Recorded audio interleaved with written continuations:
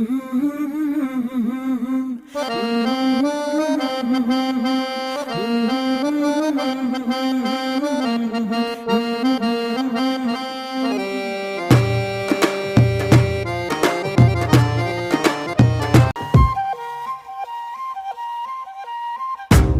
நம்மை சில நேரம் கூறு போட்டு துண்டாக்கும்.